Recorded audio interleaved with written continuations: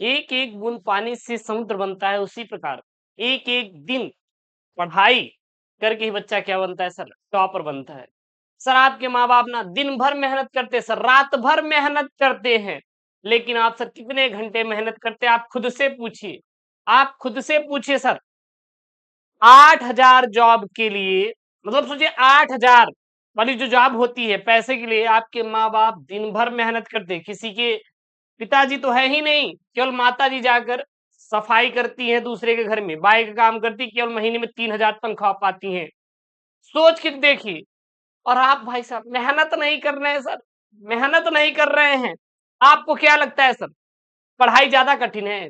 कुछ भी कठिन नहीं है सर, बस हमारे दिमाग को बता दिया जाता है सर ये कठिन है, बट ऐसा कुछ भी नहीं है। कोई भी चीज कठिन नहीं है, मेहनत करो, नौकरी आपकी कदम चूमेगी, ये मैं आपसे प्रॉमिस कर रहा हूँ।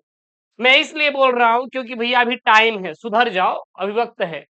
मैंने आपको क्लास 12 बायोलॉजी का चैप्टर 1 मैंने 1 शॉट पूरा कंप्लीट पढ़ा दिया है हैंडी रिटन नोट्स के साथ। चैप्टर 2 भी पढ़ा दिया है, चैप्टर 3 भी, चैप्टर 4 भी। Link in the description box, जाइए वहां से पूरा चैप्टर कंप्लीट कीजिए हैंडी रिटन नोट्स के साथ, कोई दिक्कत नहीं है। अब यहाँ पे हम लेकर आए chapter number 5, new NCERT book का ये नोट्स है सर, न्यू एनसीईआरटी बुक का नोट्स है सर। हम आपको हर चीज उपलब्ध करा रहे हैं, लेकिन आप मेहनत करिए सर, हमारे साथ कसम खाइए कि सर मेहनत तो करेंगे। आपको क्या लगता है सर कि आप बिना मेहनत के बहुत कुछ पालेंगे? कुछ भी सर नहीं मिलेगा। हमें भी नहीं मिला था, आपको भी नहीं मिलेगा, वो भी बिना मेहनत किए हुए। बात समझ आ रही है?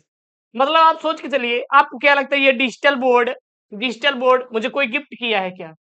पता है सर, हमारे पास पैसे नहीं थे, सोचिए पैसे नहीं थे, हम साइकिल से कॉलेज पढ़ने जाया करते थे। अरे भाई हम लोग मिडिल क्लास फैमिली से आते हैं, हमारे यहाँ कोई करोड़पति नहीं था, भाई अंबानी कोई नहीं था मेरे यहाँ, सब मिडिल क्लास फैमिली से थे। लेकिन आज आप लोगों के प्यार की वजह से भाई साहब इतना है कि फ्लाइट से चल के यात्रा कर सकते हैं। लेकिन ये आपका प्यार है, और मेहनत मैंने किया, प्यार आपने दिया भाई साहब, इसलिए उस काबिल आपने बनाया है। तो इसीलिए कहते हैं आप मेहनत करिए, जितनी जबरदस्त आपकी मेहनत रहेगी सर, भविष्य उतना ही आपका उज्जवल होगा। और किसी का कुछ करिए चाहे ना करिए, अपने माँ बाप का जरूर बात मानिए, क्योंकि वही आपके लिए क्या है, संसार है, और वही सत्य है कि नहीं? तो इसलिए आपको मेहनत करना है, ताकि उनको आगे चल के सुख मिले यार। काहे के लिए उनको दुख देना चाहते हो? हाँ, माँ बाप चाहते हैं क्या कि मैं आज दिहाड़ी मजदूरी कर रहा हूं तो मेरा बेटा भी जाके दिहाड़ी मजदूरी करे, गाली खाए कि चल काम कर, नहीं तो तुझे मजदूरी नहीं मिलेगी। इसीलिए सर आपको मेहनत करना पड़ेगा सर। मेरी बात कड़वी लगेगी, कसम से कड़वी लगेगी, लेकिन सर सत्य यही है, ठीक है ना? चलिए सर, यहाँ शुरुआत करते क्लास 12 बायोलॉजी का चैप्टर नंबर 6। गुरुदेव बहुत प्यारा चैप्टर एकदम, पहले हुआ करता था लेकिन आज गुरुजी चैप्टर नंबर 5। गुरुदेव ये कहा बोला था ना आप, यही तो चैप्टर नंबर 5 है करे जा, वंशागति का आणविक आधार। गुरुदेव बायोलॉजी का चैप्टर नंबर 5 है गुरुजी, 5 है गुरुजी। अब ये फुल नोट्स है भैया करेजा, फुल नोट्स है। ऐसा नहीं है कि आपको हाफ नोट्स दे देंगे, थोड़ा सा दे देंगे उसमें लहा लीजिएगा, ऐसा कुछ भी नहीं है। फुल नोट्स कवर है, पढ़ लेना, दिमाग में फिट हो जाएगा।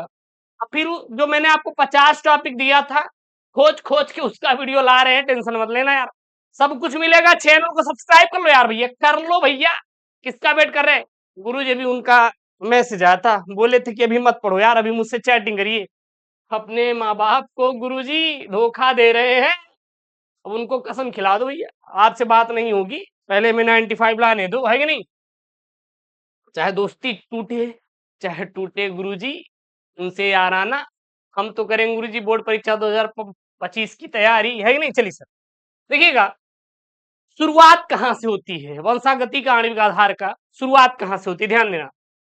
स्वीडन के वैज्ञानिक थे, कौन? फ्रेडरिच मिशन ने न्यूक्लिक अम्ल की खोज खोज पस कोशिकाओं में की थी। अब यहां से एक ऑब्जेक्टिव प्यारा सा प्रश्न बनता है कि न्यूक्लिक अम्ल की खोज किसने किया था? तो न्यूक्लिक अम्ल की खोज फ्रेड रिच मिशन ने न्यूक्लिक अम्ल की खोज किया था। क्लियर है? कहा? पस कोशिकाओं में की। इसकी अम्लीय प्रकृति के कारण, अल्टमान ने 1899 में इसे न्यूक्लिक अम्ल नाम दिया। मतलब खोज तो न्यूक्लिक अम्ल की खोज किया था किसने? फ्रीडरिश मिक्सचर ने। लेकिन जो भैया अल्टमान भाई साहब थे वो कहे गुरुजी अम्लीय है। अच्छा गुरुदेव ये बताओ अम्लीय होत का? अरे करेजा, आम का महीना था, आम का महीना था, आपने कच्चे आम को खाया, खाया गुरुजी, कैसा लगा? अरे गुरुदेव बहुत ही खट्टा था।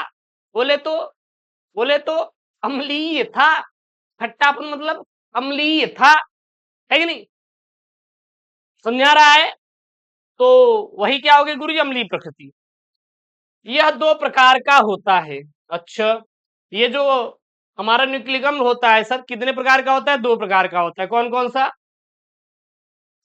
पहला डीएनए और दूसरा आरएनए। डीएनए का करेजा पूरा नाम? अरे गुरुदेव बहुत ही सिंपल है, डीऑक्सीराइबोन्यूक्लिक एसिड। ऐसा कहा गुरुजी? बिल्कुल ऐसा है करेजा। और आरएनए का पूरा नाम ribo nucleic acid. Ribo nucleic acid. भैया करेजा अगर यहाँ पे डी गायब होके अगर आर आ गया तो ये डी गायब कर दो, ये डी ऑक्सी गायब कर दो, बाकी यही राइबो न्यूक्लिक अम्ल आरएनए का पूरा नाम हो जाएगा। कोई दिक्कत है का? कोई दिक्कत नहीं गुरुजी साहब, ये सब बनते हैं, पूरा नाम बताओ। डीएनए एक अनुवांशिक पदार्थ है जो केंद्रक में पाया जाता है, किंतु आरएनए प्रायः कोशिका द्रव्य में अत्यधिक पाया जाता है। ध्यान देना, कोशिका द्रव्य में क्या पाया जाता है? आरएनए। अच्छा आरएनए गुरुदेव क्या होता है? यह प्रोटीन का निर्माण करता है। कौन? आरएनए। लेकिन जो डीएनए होता है गुरुदेव यह एक अनुवांशिक पदार्थ होता है और यह पाया जाता है केंद्रक में। प्रकृति कैसी होती है गुरुदेव? अल्टमान। किसने खोज किया था? न्यूक्लिक अम्ल की? अरे गुरुदेव न्यूक्लिक अम्ल की खोज अभी बताए थे, फ्रीडरिश मिक्सचर ने किया था। अच्छा गुरुजी, हाँ, और अम्ल किसने नाम दिया था? अरे गुरुदेव भूल जाते हैं, अल्टमान ने दिया था 1899 में। बस बस करेजा इसे याद करना। मजा आ रही नहीं? अरे गुरुदेव अब आप तो पगला गए एकदम पढ़ाते पढ़ाते, कि नहीं? करेजा देखना यार, ऐसा पढ़ाने में मजा आता है ना जैसा आपको समझ में आया। परेशान मत होना, उनकी कसम यार। चौचक आपको देंगे कंटेंट, ऐसा कंटेंट देंगे एकदम करेजा फाड़ के आप पढ़ेंगे, है नहीं?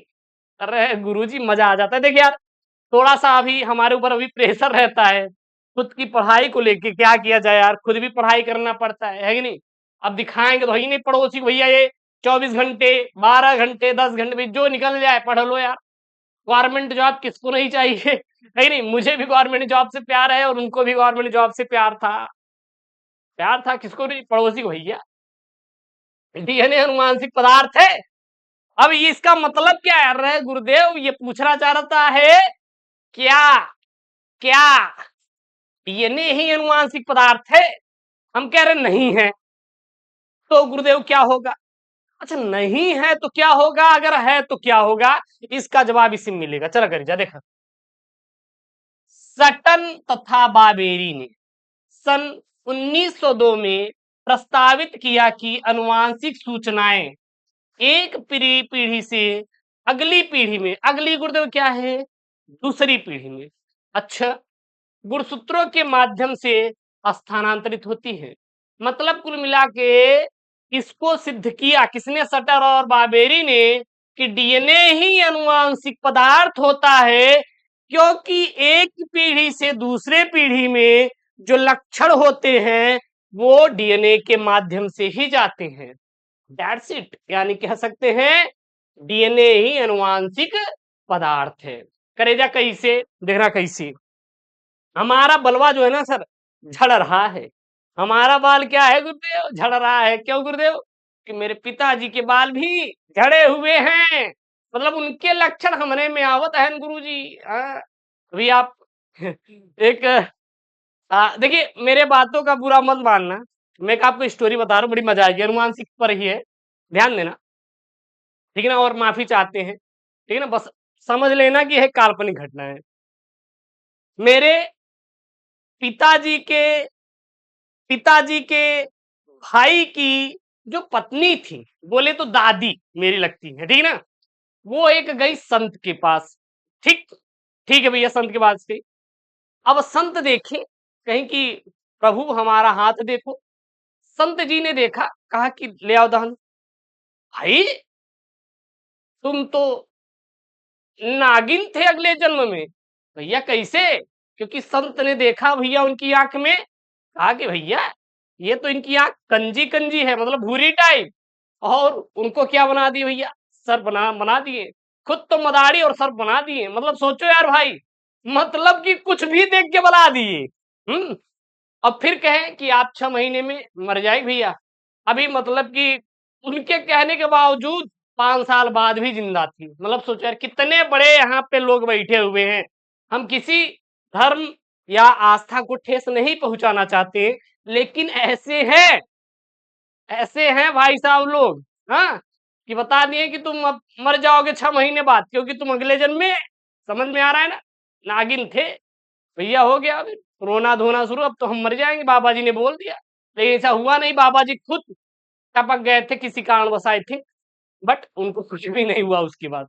और किसी आस्था को ठेस नहीं पहुंचा रहे हैं। कुछ गलती हुई तो माफी चाहते हैं, बट ये रियल घटना है, मेरे घर की पर्सनल घटना है कि नहीं सर? तो ये घटनाएं हैं। और जो उनकी भूरी भूरी आंखें थी, वो क्या है, एक अनुवांशिक रोग है। क्योंकि अगर पिताजी की भूरी आंखें हैं तो बच्चे की भूरी आंखें होंगी। मे भी मेरे दादी जी के पिताजी के जो आंखें कैसी थी, भूरी थी। ठीक है, समझ में आ गया? गुआ बोलते ना कंजी आंखें, गुरु जी कंजी आंखें, नाम सुने ना, बस समझ में आ रहा है? करेजा आ रहा है गुरुदेव, चौचक समझ में आ रहा है? कोई अगर बात तो बुरी लगे तो भैया बता ही देना, कमेंट में एकदम छप जाना चाहिए, करेजा है कि नहीं? मजा आ गया गुरुदेव, मजा आ गया एकदम। चलिए सर, डीएनए के अनुवांशिक पदार्थ होने के प्रयोग, यानी कि डीएनए एक अनुवांशिक पदार्थ होता है। ऐसा प्रयोग किसने किया? हर्षे तथा चिज का प्रयोग। अब पेपर में कैसे आएगा? डीएनए एक अनुवांशिक पदार्थ होता है, प्रयोग करते हुए हर्षे तथा चिज का सिद्धांत लिखिए। क्लियर, बस और कुछ नहीं आएगा। तो भैया यही लिखेंगे सब। बहुत चौचक चैप्टर है, भर भर के नंबर उठता है यहां से। अल्फ्रेड डी हर्शे और मार्था चिज को डीएनए का अनुवांशिक पदार्थ होने के रूप में सर्वमान्य तरीके से सिद्ध करने का श्रेय जाता है। ठीक है, सन 1952 ईस्वी में, सन 1952 में इन्होंने स्चेरिचिया कोलाई पर जीवाणु भोजी के जीवन चक्र के अध्ययन से सिद्ध किया कि संतत जीवाणु भोजियों में जनक जीवाणु भोजियों का केवल डीएनए ही संचारित होता है। हर्षे तथा चिज ने 2 अलग-अलग प्रयोग किए, जिसमें जीवाणु भोजी T2 के डीएनए तथा प्रोटीन को चिन्हित किया। ओके, डीएनए में फास्फोरस होता है किंतु सल्फर नहीं, और प्रोटीन में सल्फर होता है किंतु फास्फोरस नहीं। इस आधार पर हर्षे तथा चिज ने डीएनए के फास्फोरस 32 तथा प्रोटीन के लिए क्या है, इन्होंने सल्फर 35 का चिन्हांकन किया। इसके बाद वह जीवाणु भोजी जिसे फास्फोरस 32 से चिन्हित किया गया, यानी कि P की पावर 32 से चिन्हित किया गया, को ई कोलाई की कोशिकाओं से मिश्रित किया गया। तो कुछ समय पश्चात, मतलब कुछ समय बाद, जब इन्होंने इस मिश्रण का अध्ययन किया तो पाया गया कि संतत जीवाणु भोजियों में भी फास्फोरस 32 उपस्थित था। इसके विपरीत जब सल्फर 35 से चिन्हित जीवाणु भोजियों को ई कोलाई की जीवाणुओं के साथ मिश्रित किया गया तो पाया कि संतत जीवाणु भोजियों में सल्फर 35 की बहुत कम मात्रा थी। क्लियर है यहां तक? उसके बाद प्रयोगों द्वारा स्पष्ट हुआ कि जनन जीवाणु भोजियों से डीएनए संतत जीवाणु भोजियों में संचारित होता है, लेकिन प्रोटीन नहीं होता। अतः कम से कम जीवाणु भोजियों में डीएनए ही आनुवांशिक द्रव्य होता है, अर्थात डीएनए ही आनुवांशिक पदार्थ होता है। यही करेजा क्या है इसका आंसर, हर्ष तथा चिज का। कोनो दिक्कत, कोनो दिक्कत नहीं बुद्धू, ठीक है। अगला देखना, अनुवांशिक पदार्थों के गुण क्या क्या होते हैं।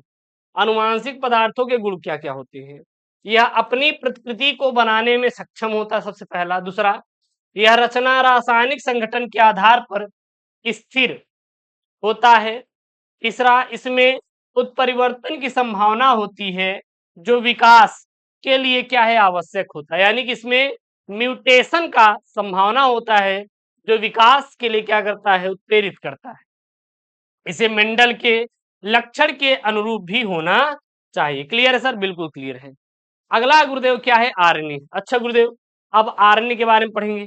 आरएनए क्या होता है देखना, आरएनए का पूरा नाम क्या होता है, राइबो न्यूक्लिक अम्ल, या बोलिए तो एसिड, राइबो न्यूक्लिक अम्ल बोलते हैं, इसका नाम है। यह पहला अनुवांशिक पदार्थ है। यह उत्प्रेरक की भांति भी कार्य करता है और यह उत्प्रेरक के रूप में क्रियाशील तथा अस्थायी होता है। अतः आरएनए के रासायनिक रूपांतरण से डीएनए का विकास हुआ, जिससे यह अधिक क्या है, अस्थायी है।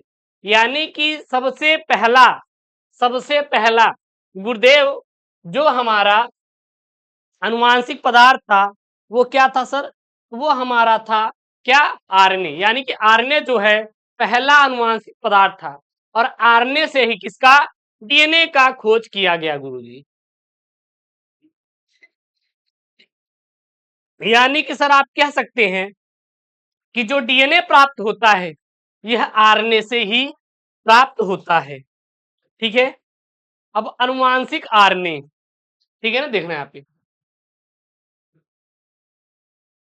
यहाँ पे है, कुछ विषाणुओं जैसे तंबाकू में मोजैक विषाणु आदि में डीएनए नहीं होता, इसमें केवल प्रोटीन व आरएनए होता है तथा इसमें आरएनए ही अनुवांशिक पदार्थ का कार्य करता है। यानी कि कुछ जीवाणु भोजी ऐसे होते हैं जिसमें डीएनए नहीं पाया जाता, जैसे मोजैक विषाणु, तंबाकू में हमारा उसमें डीएनए अनुवांशिक पदार्थ का काम नहीं करता, बल्कि आरएनए ही अनुवांशिक पदार्थ का काम करता है, ठीक है ना। पौधे के अधिकांश विषाणु तथा कुछ छोटे जीवाणु भोजी जैसे यहाँ पे MS2, R17 आदि में भी आरएनए ही अनुवांशिक पदार्थ का काम करता है और इन विषाणुओं से संक्रमण के बाद अनुवांशिक आरएनए के प्रतिलोम अनुलेखन से डीएनए धागा बनता है और प्रतिलोम अनुलेखन रिवर्स ट्रांसक्रिप्टेज एंजाइम द्वारा क्या होते हैं, उत्प्रेरित होता है, ठीक है ना।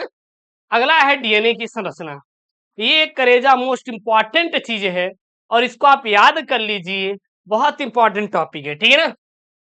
डीएनए की संरचना, सर क्या लिखेंगे, यह दो पॉलीन्यूक्लियोटाइड श्रृंखलाओं का बना होता है। कौन, डीएनए। न्यूक्लियोटाइड के 3 घटक होते हैं, पहला नाइट्रोजनी क्षार, दूसरा पेंटोज शर्करा, जो कि आरएनए में राइबोज तथा डीएनए में क्या होता है, डीएनए में डीऑक्सीराइबोज होता है तथा एक फास्फेट अणु होता है, ठीक है ना। 2 तरह के नाइट्रोजनी क्षार होते हैं, कौन, प्यूरिन।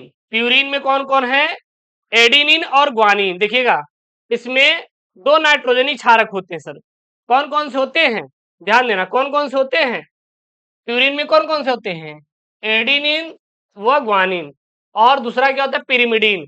पिरिमिडीन में क्या क्या होता है, साइटोसिन, यूरेसिल व थाइमिन, ठीक है। थाइमिन डीएनए में होता है और आरएनए में थाइमिन की जगह पर यूरेसिल होता है, ठीक है। और डीएनए व आरएनए में साइटोसिन दोनों होता है। अब पेपरवा में पूछा जाता है कि निम्नलिखित में से आरएनए में नहीं पाया जाता, तो आरएनए में क्या नहीं पाया जाता, आरएनए में थाइमिन नहीं पाया जाता, थाइमिन के स्थान पे क्या होता है, यूरेसिल होता है। जाके चैप्टर नंबर 5 का ये क्वेश्चन उठा को करे जा देख ल, यही पूरा पूरा सेम टू सेम क्वेश्चन आपको मिलेगा। मैं यही बोल रहा हूं कि जो मैं पढ़ाऊंगा हर एक क्वेश्चन यहाँ पे आएगा। अब देखिएगा, अब इसमें एक एक करके पढ़ेंगे इसके स्ट्रक्चर के बारे में, मतलब कि डीएनए के बारे में क्या क्या है हर एक चीज। पहला है डीऑक्सीराइबोज शर्करा, यह डीएनए में मिलती है, इसे पंच कार्बनी शर्करा होती है और आरएनए में राइबोज शर्करा होती है। दूसरा है नाइट्रोजनी क्षार, तो यह दो प्रकार के होते हैं। कौन कौन से? पहला है प्यूरिन। अच्छा, प्यूरिन गुरुदेव क्या है? प्यूरिन क्या है? एडिनिन व ग्वानिन प्यूरिन क्षारक हैं, ये द्विचक्री प्रवृत्ति के होते हैं। और दूसरा क्या होता है गुरुजी? पिरिमिडीन। पिरिमिडीन क्या है गुरुजी? ध्यान देना, थायमीन व साइटोसिन पिरिमिडीन क्षारक हैं, ये एक चक्री प्रवृत्ति के होते हैं। ये कैसे होते हैं सर? यह एक चक्री प्रवृत्ति के होते हैं। दूसरा है न्यूक्लियोसाइड। ये क्या है गुरुदेव? न्यूक्लियोसाइड क्या होते हैं? ध्यान देना गुरुदेव, न्यूक्लियोसाइड करेजा क्या होते हैं? तो ये प्यूरिन व पिरिमिडीन नाइट्रोजनी क्षारकों व पेंटोज शर्करा के बने होते हैं। नाइट्रोजनी क्षारक एक एन ग्लाइकोसिडिक बंध से पेंटोज शर्करा से जुड़कर न्यूक्लियोसाइड बनाता है और डीएनए के न्यूक्लियोसाइड डीऑक्सी न्यूक्लियोसाइड कहलाते हैं। क्लियर है? अब यहाँ पे है डीएनए में 4 प्रकार के न्यूक्लियोसाइड पाए जाते हैं। सर कौन कौन से? पहला है डीऑक्सी एडिनोसिन, दूसरा है डीऑक्सी ग्वानोसिन, तीसरा है डीऑक्सी थाइमिडीन, चौथा है डीऑक्सी साइटिडीन। ये 4 प्रकार के न्यूक्लियोटाइड आपके डीएनए में सर पाए जाते हैं। अच्छा, ये न्यूक्लियोटाइड होते क्या है, ये बात ध्यान देना थोड़ा। इसके एक अणु में प्यूरिन या पिरिमिडीन नाइट्रोजनी क्षार डीऑक्सीराइबोज पेंटोज शर्करा से जुड़े रहते हैं। डीएनए को 4 प्रकार के नाइट्रोजनी क्षार होते हैं, अतः न्यूक्लियोटाइड भी 4 प्रकार के होते हैं। कौन कौन से? पहला डीऑक्सी एडिनी कॉक अम्ल, दूसरा है डीऑक्सी ग्वानिलिक अम्ल, और तीसरा है डीऑक्सी साइटिडिलिक अम्ल, और चौथा है डीऑक्सी थाइमिडिलिक अम्ल। तो ये 4 प्रकार के अम्ल पाए जाते हैं। अब आता है पॉलीन्यूक्लियोटाइड श्रृंखला। क्या आता है सर? पॉलीन्यूक्लियोटाइड श्रृंखला। अच्छा, ये क्या है गुरुजी पॉलीन्यूक्लियोटाइड श्रृंखला? तो 4 प्रकार के न्यूक्लियोटाइड्स के अलग अलग क्रम में जुड़ने से पॉलीन्यूक्लियोटाइड श्रृंखला का निर्माण होता है। ठीक है सर? प्रत्येक श्रृंखला में एक न्यूक्लियोटाइड की ऑक्सी डीऑक्सीराइबोज शर्करा में 5वें स्थान के कार्बन से जुड़ा फास्फेट समूह और अन्य न्यूक्लियोटाइड की डीऑक्सीराइबोज शर्करा में तीसरे स्थान पर यानी कि C3 कार्बन से फास्फोडाइएस्टर बंध से जुड़ा रहता है। इस बंध को S3 फास्फोडाइएस्टर बंध कहते हैं। पॉलीन्यूक्लियोटाइड श्रृंखलाओं में 2 न्यूक्लियोटाइड्स के शर्करा फास्फेट अणु द्वारा आपस में जुड़े रहते हैं। अब यहाँ पे है एडिनिन थाइमिन के साथ 2 हाइड्रोजन बंधों से जुड़ा रहता है, इसीलिए एडिनिन, यहाँ पे डबल बॉन्ड क्या है? थाइमिन, और साइटोसिन ग्वानिन से 3 हाइड्रोजन बंधों से जुड़ा रहता है, इसलिए साइटोसिन, और 3 बॉन्ड क्या है यहाँ पे? ग्वानिन। ठीक है? अब अगला आता है सबसे मोस्ट इंपॉर्टेंट, डीएनए के द्विकुंडलन संरचना। तो डीएनए का जो द्विकुंडलन संरचना का मॉडल था वो किसने प्रस्तुत किया था सर? तो प्रस्तुत किए थे चारगाफ ने। किसने किया था? चारगाफ ने किया था। चारगाफ का नियम होता क्या है? ध्यान देना, 1950 में इरविन चारगाफ ने क्षारकों की मात्रा का मापन करके बताया। क्या बताया? पहला पॉइंट में प्यूरिन हमेशा पिरिमिडीन के बराबर होते हैं, प्यूरिन हमेशा पिरिमिडीन के बराबर होते हैं, अर्थात एडिनिन डबल बॉन्ड थाइमिन मात्रात्मक रूप में एडेनिन की मोलर मोलर मात्रा थायमिन के क्या होती है, बराबर होती है। अगला दूसरे पॉइंट में साइटोसिन की मोलर मात्रा ग्वानिन के बराबर होती है, अर्थात साइटोसिन ट्रिपल बॉन्ड ग्वालिन।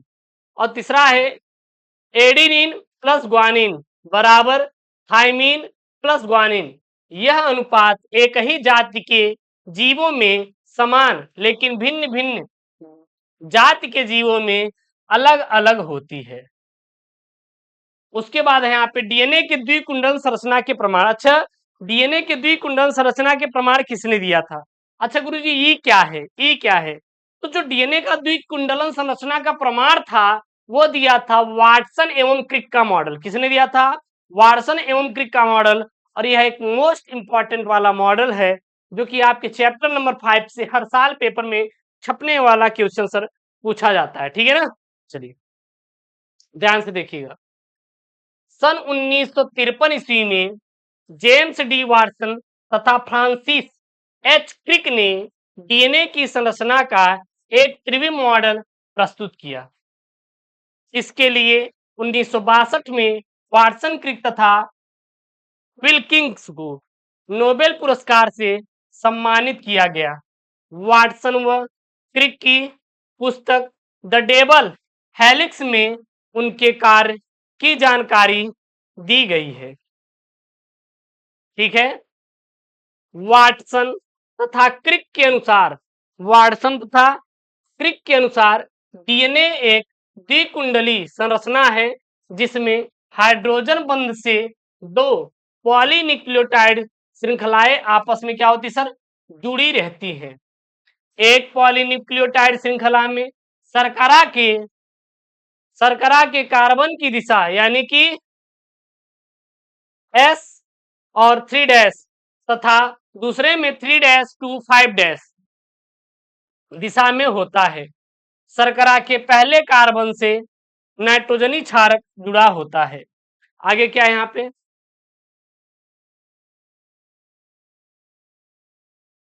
एक श्रृंखला की एडेनिन दूसरी श्रृंखला के थायमिन यानी कि एडेनिन डबल बॉन्ड थायमिन से हाइड्रोजन बंध द्वारा क्या होता है? जुड़ा होता है। कौन?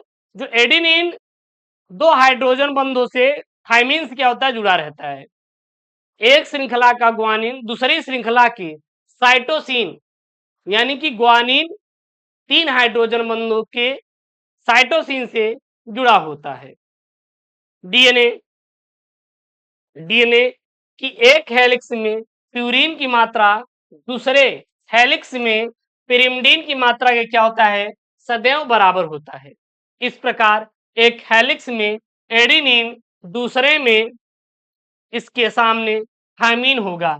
इसी तरह साइटोसिन के सामने क्या होगा? ग्वानिन होगा। इन दोनों श्रृंखलाओं के मध्य 20 एंगस्ट्रॉम की दूरी एक श्रृंखला के दो न्यूक्लियोटाइड जोड़े के मध्य 3.4 एंगस्ट्रॉम की व हेलिक्स एक चक्कर 34 एंगस्ट्रॉम के अंतर पर पूरा होता है। बाकी इसका आप चित्र बना लीजिएगा, इसका आप थोड़ा फिगर देख लीजिएगा। ठीक ना? वाटसन तथा क्रिक वाला जो डबल डीएनए था उसका थोड़ा आप चित्र देख लीजिएगा। अब डीएनए के विभिन्न प्रारूप कौन कौन से हैं? देखिए डीएनए के विभिन्न प्रारूप मतलब डीएनए अनेक प्रकार के होते हैं। कौन कौन से? पहला प्रकार है, पहला आपका जो है रेखाकार व वृत्ताकार डीएनए। रेखाकार डीएनए यूकैरियोटिक कोशिकाओं में पाए जाते हैं तथा इनके दोनों छोर स्वतंत्र होते हैं और वृत्ताकार डीएनए एक दूसरे से जुड़े होते हैं और वे स्वतंत्र नहीं होते। दूसरा है डीएनए के 5 स्वरूप होते हैं। कौन कौन से? पहला है एडीएनए। एडीएनए क्या है? इसके एक कुंडलिनी में 11 न्यूक्लियोटाइड क्षारक युग्म होते हैं तथा इसके दोनों पॉलीन्यूक्लियोटाइड श्रृंखलाएं दक्षिणावर्त होती हैं। दूसरा है बी डीएनए। इसके एक पूर्ण चक्र में 10 न्यूक्लियोटाइड क्षारक युग्म होते हैं और इसमें श्रृंखलाएं दक्षिणावर्त कुंडलित होती हैं। ठीक है ना? और यहाँ पे अगला है तीसरा सी डीएनए। अच्छा सी डीएनए क्या है सर? सी डीएनए क्या है? इसके एक पूर्ण चक्र में नौ न्यूक्लियोटाइड क्षारक युग्म होते हैं और यह दक्षिणावर्त कुंडलन क्या करता है, दर्शाता है। चौथा है डी-डीएनए, इसके प्रत्येक कुंडलन में 8 क्षार युग्म होते हैं और तथा दोनों श्रृंखलाएं दक्षिणावर्त क्या होती सर, कुंडलित होती हैं। पांचवा यहाँ पे जेड डीएनए। अच्छा, जेड डीएनए क्या है, इसमें वामावर्त कुंडलन होता है और इसके एक पूर्ण चक्र में 12 न्यूक्लियोटाइड क्षारक युग्म होते हैं और इनका व्यास 18 एंगस्ट्राम तथा एक पूर्ण चक्र की लंबाई 45 एंगस्ट्राम होती है और इसकी शर्करा फास्फेट रज्जु टेढ़े टेढ़े मेढ़े यानी कि जिग जैग होते हैं, इसीलिए इसे जेड डीएनए हम लोग कहते हैं, यानी कि जेड डीएनए जिगजैग डीएनए कहा जाता है। अगला है कोडिंग व नॉन कोडिंग डीएनए। अच्छा, कोडिंग व नॉन कोडिंग डीएनए क्या होते हैं, तो ये यूकैरियोटिक कोशिकाओं में पाए जाते हैं। कौन, कोडिंग और नॉन कोडिंग डीएनए। सबसे पहले हम लोग जानते हैं कोडिंग या क्रियाशील डीएनए। ये क्या है, अक्रियाशील डीएनए अनुक्रमों के मध्य स्थित ऐसे डीएनए होते हैं जो कई आरएनए एवं हिस्टोन प्रोटीन का संश्लेषण करने में सक्षम होते हैं, क्रियाशील या कोडिंग डीएनए कहलाते हैं। क्रियाशील या कोडिंग डीएनए कहलाते हैं। दूसरा क्या है यहाँ पे, अक्रियाशील या नॉन कोडिंग डीएनए। तो डीएनए का ऐसा भाग जो आरएनए में अनुरेखित नहीं होता है तथा अनुवांशिकता एवं कार्यकी में भाग लेता नहीं लेता, उसे नॉन कोडिंग डीएनए हम लोग कहते हैं। अगला है डीएनए प्रतिलिपिकरण। ये डीएनए प्रतिलिपिकरण क्या होता है, यह एक इंपॉर्टेंट चीज है, ध्यान देना। डीएनए के दोनों रज्जुकों का अलग अलग होकर सांचे के रूप में कार्य कर नए पूरक रज्जुक क्षार का निर्माण करने को डीएनए प्रतिलिपिकरण कहते हैं। प्रतिकृति के बाद बने डीएनए अणु में एक पैतृक तथा एक नई निर्मित लड़ी रज्जुक होती है। यह अर्धसंरक्षी योजना कहलाती, क्या कहते हैं, अर्धसंरक्षी योजना कहते हैं। डीएनए प्रतिलिपिकरण अर्धसंरक्षी होता है। इस पक्ष के प्रायोगिक प्रमाण क्या क्या हैं, ध्यान देना। सबसे पहला है यहाँ पे एम मेसेलेंसन तथा एफ डब्ल्यू स्टॉल ने स्टेरिसिया कोलाई जीवाणु का अपने प्रयोग में उपयोग किया और सिद्ध किया कि डीएनए प्रतिकृतियन अंतःसंरक्षी होता है। क्या होता है, अंतःसंरक्षी होता है। डीएनए प्रतिकृतियन की विधि क्या क्या है, पहला होता है, यह एक जटिल प्रक्रिया है जिसमें कई एंजाइम व प्रोटीन भाग लेते हैं। पहला, डीएनए प्रतिकृति का समारंभन। तो डीएनए प्रतिकृतियन आद्यजीवी कोशिकाओं में सदैव एक निश्चित स्थान पर, जबकि सुकेंद्रीय डी कोशिकाओं में कई स्थानों पर एक साथ प्रारंभ होती है। ये स्थान प्रतिकृति आरंभक या समारंभन बिंदु कहलाते हैं, ठीक है ना। दूसरा है डीएनए कुंडलनी का विकुंडलन। ये क्या है, तो प्रतिकृतियन से पहले विकुंडलन आवश्यक है। विकुंडलन लगभग 14 पीढ़ियों को ऐसे माध्यम में संवर्धित किया गया जिसमें रेडिएक्टिव नाइट्रोजन यानी कि नाइट्रोजन 15 के रूप में स्थित था।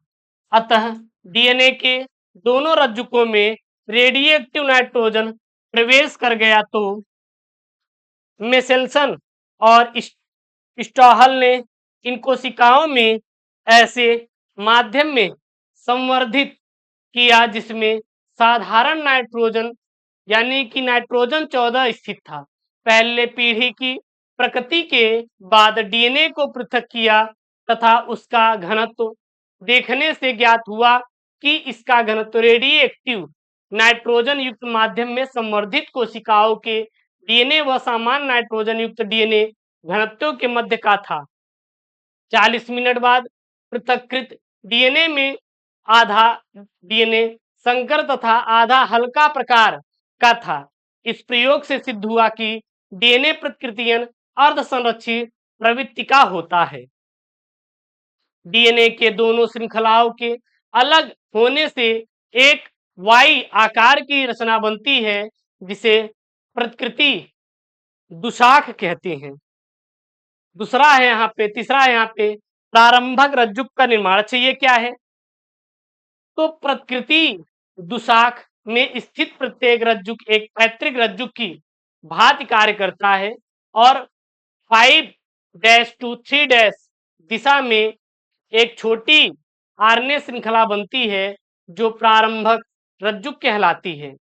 इसके निर्माण में डीएनए प्राइमेज एंजाइम की आवश्यकता होती है और यह डीएनए हेलिकेज से मिलकर प्राइमोसोम एंजाइम बनाता है जो प्रारंभक रज्जुक के निर्माण में क्या होता है? हेल्प करता है, यानी कि सहायक होता है।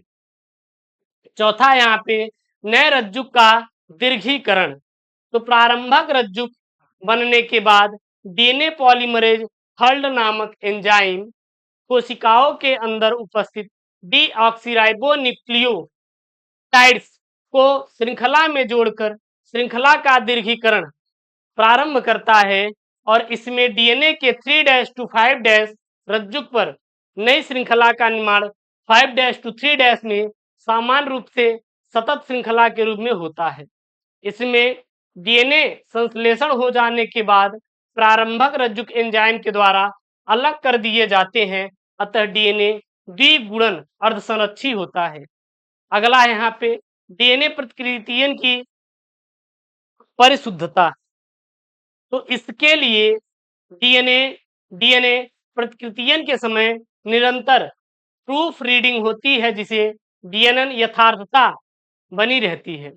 अब अगला आता है डीएनए पैकेजिंग। ये डीएनए पैकेजिंग क्या है? मतलब डीएनए कैसे पैक किया गया रहता है। डीएनए कुछ प्रोटीन से बनकर एक जगह पर स्थित होते हैं जिसे केंद्रकाव कहते हैं। यूकैरियोटिक जीवों में धनात्मक आवेशित क्षारीय प्रोटीन का समूह हिस्टोन कहलाता है। इसमें क्षारीय अमीनो अम्ल लाइसिन व आर्जिनिन अधिक मात्रा में मिलते हैं। दो समीपस्थ न्यूक्लियोसोम्स के बीच का डीएनए खंड संयोजक डीएनए कहलाता है। केंद्रकाव की वह संरचना जिसमें एक के बाद न्यूक्लियोसोम्स मिलते हैं क्रोमोसिन कहलाता है और इलेक्ट्रॉन सूक्ष्मदर्शी से देखने पर न्यूक्लियोसोम्स क्रोमीन मोतियों की माला के समान दिखते हैं। क्रोमेटिन गुणसूत्र बनाते हैं और प्रारूपी केंद्रक में कुछ स्थानों पर क्रोमेटिन ढीले ढाले बंधे रहते हैं, जिसे यूक्रोमेटिन कहते हैं, तथा जो अच्छे ढंग से बंधे होते हैं और उन्हें हेट्रोक्रोमेटिन कहा जाता है। अगला है यहाँ पे राइबोन्यूक्लिक अम्ल बोले तो आरएनए। अच्छा, ये राइबोन्यूक्लिक अम्ल यानी कि आरएनए क्या होता है? अब हम लोग इसके बारे में देखते हैं एक एक करके। चलिए सर, ध्यान दीजिएगा। ये प्रकृति में एक लंबे अशाखित राइबोन्यूक्लियोटाइड्स अणुओं बनी एकल श्रृंखला के मध्य में मिलते हैं। यह 3 अणुओं से बनता है, एक फास्फेट समूह और एक पेंटोज शर्करा व नाइट्रोजनी क्षारक। आरएनए में एडेनिन व ग्वानिन प्यूरिन क्षारक होते हैं तथा साइटोसिन व यूरेसिल पिरिमिडीन क्षारक होते हैं और ये आरएनए अधिकतर केंद्रिका व कोशिका द्रव्य में पाया जाता है। अब अगला यहाँ पे आरएनए के प्रकार। सब आरएनए कितने प्रकार के होते हैं? निम्नलिखित प्रकार का होता है। सबसे पहला संदेश वाहक आरएनए, मतलब जिसको बोलते हैं एमआरएनए बोले तो मैसेंजर आरएनए बोला जाता है। अच्छा, ये क्या है? ये कोशिका के अंदर डीएनए के संरचनात्मक जीन के अनुलेखन से डीएनए के एक वलयक के पूरक प्रतिलिपि के रूप में होता है। यह डीएनए में कूटित सूचनाओं को निहित रखता है, वह कोशिका द्रव्य में ले जाकर अंत में राइबोसोम्स में संलग्न हो जाता है। यह कोशिका के कुल आरएनए का 3 से 5% भाग होता है और एमआरएनए के 5' छोर पर मिथाइलेटेड ग्वानोसिन तथा 3' छोर पर समापन कोडान यूएए, यूएजी और यूजीए होता है। दूसरा है स्थानांतरण आरएनए यानी ट्रांसफर आरएनए बोले तो टीआरएनए। यह कोशिका द्रव्य में पाया जाता है। कोशिका में कुल आरएनए का 16 से 18% टीआरएनए होता है और यह जल में क्या होता है, विलय होता है। तीसरा है राइबोसोमल आरएनए बोले तो आरआरएनए। तो यह राइबोसोम में पाया जाता है जो प्रोटीन संश्लेषण का स्थल है और कोशिका में इसकी संख्या सर्वाधिक है और यह कुल आरएनए का 80% भाग होता है। अगला है यहाँ पे अनुलेखन बोले तो ट्रांसक्रिप्शन। अच्छा, ट्रांसक्रिप्शन अनुलेखन होता क्या, बहुत इंपॉर्टेंट टॉपिक है, ध्यान देना। डीएनए के एक रज्जुक से आनुवांशिक सूचनाओं को डीएनए में प्रतिलिपिकरण करने की प्रक्रिया को अनुलेखन कहते हैं, मतलब कि ट्रांसक्रिप्शन कहते हैं। किसी जीव के कुल डीएनए द्विगुणित होकर अनुलेखन के समय केवल अपने एक रज्जुक का ही प्रयोग करता है। अच्छा, अनुलेखन की इकाई क्या होती है सर, ध्यान देना। डीएनए का ऐसा खंड जो आरएनए के अनुलेखन में भाग लेता है अनुलेखन इकाई कहलाता है। इसके कुल 3 भाग होते हैं। पहला भाग क्या होता है, उन्नायक क्षेत्र। यह अनुलेखन इकाई का अग्रस्त छोर होता है। यह भाग अपने विशेष प्रकार के क्षार अनुक्रमों की सहायता से आरएनए पॉलीमरेज की पहचान कर उसे प्रोमोटर से जुड़ने के लिए प्रेरित करता है। दूसरा है समापक भाग। अच्छा, समापक भाग क्या होता है, यह स्टेट पॉइंट के दूरस्थ छोर पर सांचा डीएनए धागे के 5' सिरे पर स्थित होता है। यह रोह कारक के जुड़ने के लिए स्थान देता है। इसे आरएनए अनुलेखन का समापन भी हम लोग क्या कहते हैं, बोलते हैं। तीसरा है संरचनात्मक जीन। अच्छा, संरचनात्मक जीन क्या होता है, सांचा धागे का वह भाग जो डीएनए का अनुलेखन करता है संरचनात्मक जीन कहलाता है और अनुलेखन इकाई में यह मोनोसिट्रोमिक या पॉलीसिट्रोमिक हो सकता है। अगला है अनुवांशिक कूट। सर, अनुवांशिक कूट क्या होता है, ध्यान देना। तो अनुवांशिक कूट डीएनए अणुओं में स्थित नाइट्रोजनी क्षारकों का वह अनुक्रम है जिसमें प्रोटीन अणुओं के संश्लेषण के लिए संदेश निहित रहते हैं और मार्सन, नीरेबर्ग और सोवेरो ओकोवा और क्रिक तथा हरगोविंद खुराना आदि वैज्ञानिकों ने इस अनुवांशिक कूट को विकसित करने में अपना योगदान दिया। अच्छा, अनुवांशिक कूट की विशेषताएं क्या क्या हैं? सबसे पहली विशेषता लिखिए कि अनुवांशिक कूट में उपस्थित 3 विशिष्ट न्यूक्लियोटाइडों का क्रम एक अमीनो अम्ल को कोडित करता है।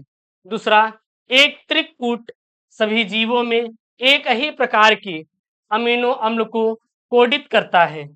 और तीसरा, कूट अपहासित होता है अर्थात एक से अधिक त्रिक एक ही एमिनो अम्ल को कोडित करने में क्या होता है, सक्षम होता है। और चौथा है यहाँ पे कूट असिंधम होता है और प्रत्येक कूट 2 या 2 से अधिक अमीनो अम्ल को कोडित नहीं करता। अगला है अनुवाद या प्रोटीन संश्लेषण। अच्छा, अनुवाद या प्रोटीन संश्लेषण होता क्या है, ये देख लीजिए। आरएनए के द्वारा प्रोटीन संश्लेषण की क्रिया अनुवादन कहलाती है। इस प्रक्रिया में एमआरएनए, टीआरएनए तथा आरआरएनए तीनों भाग लेते हैं। अनुवादन की प्रक्रिया राइबोसोम्स पर होती है।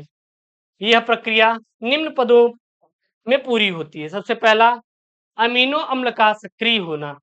ठीक है, हालांकि ये पेपर में उतना नहीं आएगा, अगर आपको डिफाइन करना है इसको आप डिफाइन कर सकते हैं। दूसरा है सक्रिय अमीनो अम्ल का टीआरएनए पर स्थानांतरण और तीसरा है एमआरएनए का राइबोसोम से जुड़ना और चौथा है पॉलीपेप्टाइड श्रृंखला का प्रारंभक। फिर यहाँ पे पांचवा जो आएगा यहाँ पे वो क्या आएगा, पॉलीपेप्टाइड श्रृंखला का दीर्घीकरण।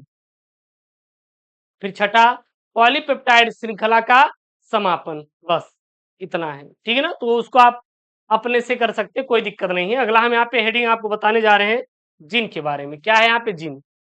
गुणसूत्र पर उपस्थित अनुवांशिक इकाई जो जीव के फिनोटाइप लक्षण का निर्धारण करती है उसे जीन कहलाती है। जीन एक अनुवांशिक क्या होती है?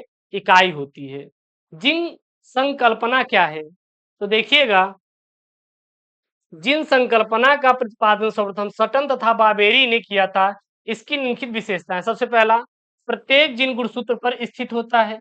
दूसरा, सभी जीवों में गुणसूत्र की संख्या की तुलना में जीन की संख्या अधिक होती है। तीसरा तीसरा गुण क्या है? जिन गुणसूत्रों पर मोतियों की भांति लगे रहते हैं। और चौथा, प्रत्येक जिन एक विशिष्ट गुणसूत्र पर विशेष स्थान पर स्थित होता है जिसे बिंदु पथ कहते हैं। और पांचवा, जिन में संगठन में अचानक परिवर्तन से इसकी अभिव्यक्ति में भी परिवर्तन आ जाता है तथा इस घटना को उत्परिवर्तन तथा जिन को उत्परिवर्तन जिन कहते हैं। अगला है मानव जीनोम परियोजना, यानी मानव जीनोम प्रोजेक्ट। सबसे मोस्ट इंपॉर्टेंट वाला टॉपिक है, हर साल पेपर में सर रिपीटेड होता है। और आपके आता है सर, ये है क्या? मानव जीनोम परियोजना को महापरियोजना भी कहते हैं। इसके निम्नलिखित कारण है। सबसे पहला, यह यूएसए डिपार्टमेंट ऑफ एलर्जी व नेशन इंस्टीट्यूट ऑफ हेल्थ द्वारा प्रायोजित एक अंतरराष्ट्रीय परियोजना थी। दूसरा, मानव जीनोम में 3 गुणित 10⁻9 क्षारक युग्मों को ज्ञात करना एक चुनौतीपूर्ण कार्य था, इसलिए इसको लाया गया।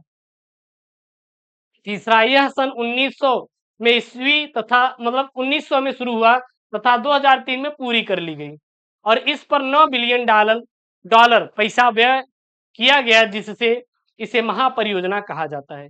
अगला है डीएनए उंगली छाप, बोले तो डीएनए फिंगर प्रिंटिंग, ये भी एक इंपॉर्टेंट टॉपिक है। इस तकनीकी को सबसे पहले एलेक्स जेफ्रे ने इंग्लैंड में विकसित किया। इसकी सहायता से विभिन्न व्यक्तियों या जीवधारियों के डीएनए में विभिन्नताओं को देखा जा सकता है। अच्छा, ये किस सिद्धांत पर आधारित है?